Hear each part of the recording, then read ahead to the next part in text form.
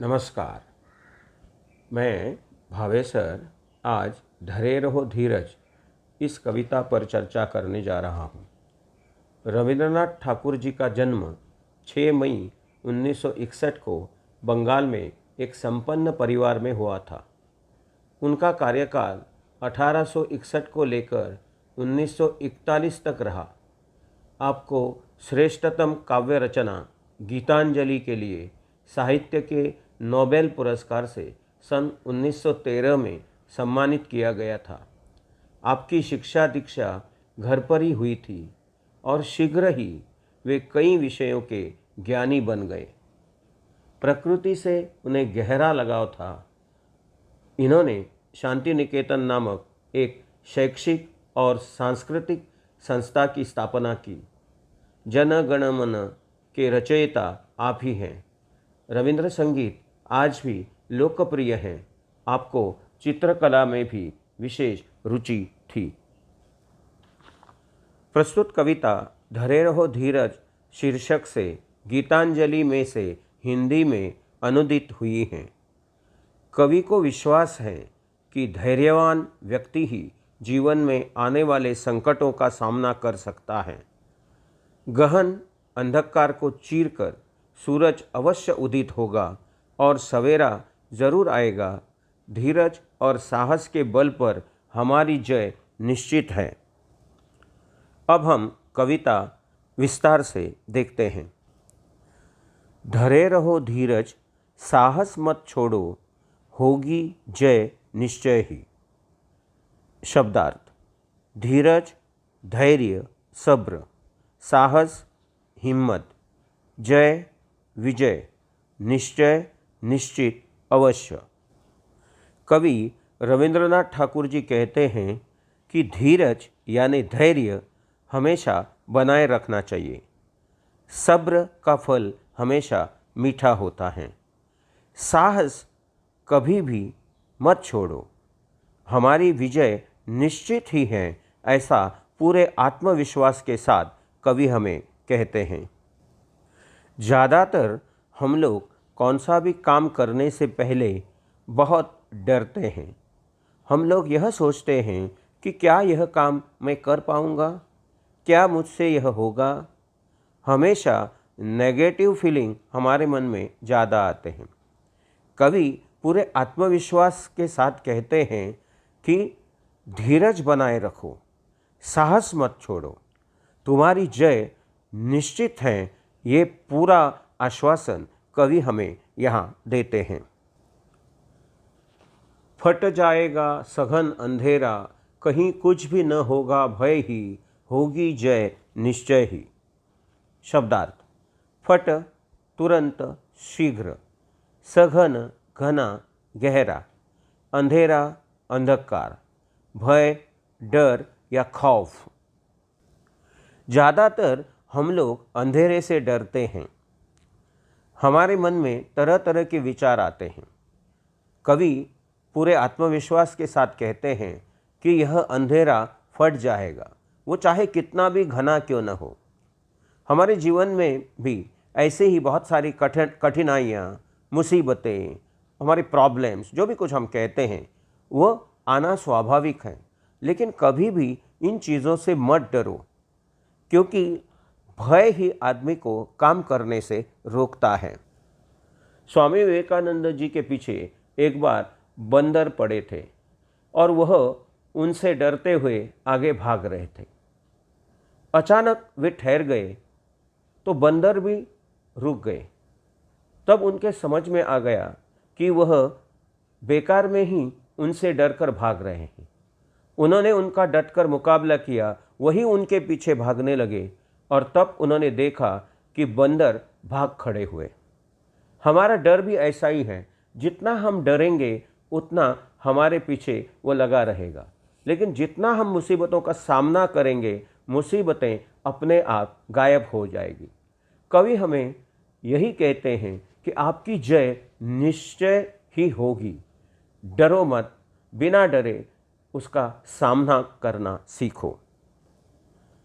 देखो उधर पूरब में आकाश के थाल पर गहन अंधकार को चीर सूरज झलक रहा हो रहा उदय, उसका ही होगी जय निश्चय ही। कवि हमें सूरज का उदाहरण देते हैं। सूरज जिस प्रकार अंधकार को चीरकर आसमान में छा जाता है और चारों तरफ उजियाला ही उजियाला हो जाता है, अंधकार यानी अंधेरा भाग खड़ा हो जाता है। हमारे जीवन में भी ऐसा ही सूरज का उदय जरूर होगा, सवेरा जरूर होगा, निश्चय हमारी जय होगी, इसका पूरा विश्वास रखो। क्योंकि हम लोग ज़्यादातर डर से ही काम करने से रुक जाते हैं। अगर परीक्षा है तो मैं उसमें पास हो जाऊंगा या नहीं, मुझसे ये पढ़ाई होगी या नहीं, इस चिंता में हम पढ़ाई करना ही छोड़ देते हैं। अरे शुरुआत तो करो। पढ़ाई की शुरुआत करने के बाद हमें पता चलता है कि आज कम से कम हम थोड़ा तो सीख पाए। करते करते पूरी पढ़ाई हमारी हो जाती है और हम लोग बिना झिझक बिना डरे परीक्षा देते हैं और उसमें पास हो जाते हैं। बाद में हमें पता चलता है कि हम बिना वजह ही डर रहे थे। कवि हमें यही बताते हैं कि तुम्हारी जय निश्चित होगी, तुम्हारे जीवन में सूरज की तरह उजियाला जरूर होगा, अंधकार यानी मुसीबतें जो हैं तुम्हारे जीवन से फट जाएगी, दूर हो जाएगी और आपकी जय निश्चित होगी।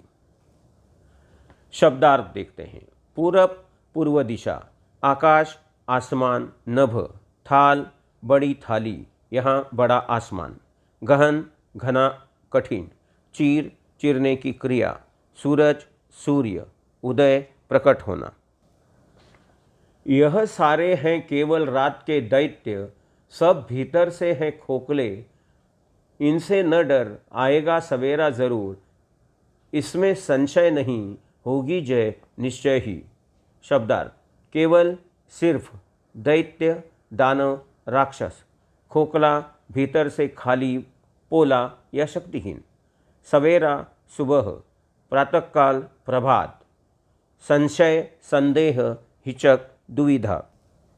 ज़्यादातर हम लोग दैत्य यानी राक्षस से डरते हैं, लेकिन तुम्हें मालूम है ये राक्षस भी भीतर से डरपोक होते हैं, अंदर से खोखले होते हैं, उनमें कोई शक्ति नहीं होती।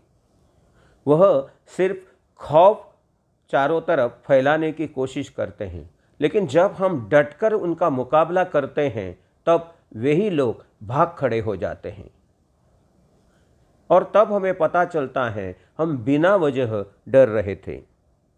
कवि उदाहरण देते हैं कि केवल रात के दैत्य जो हैं वो सब भीतर से खोखले हैं, इनसे मत डर, सवेरा जरूर होगा और इसमें कोई संशय नहीं कि तुम्हारी जय निश्चित होगी।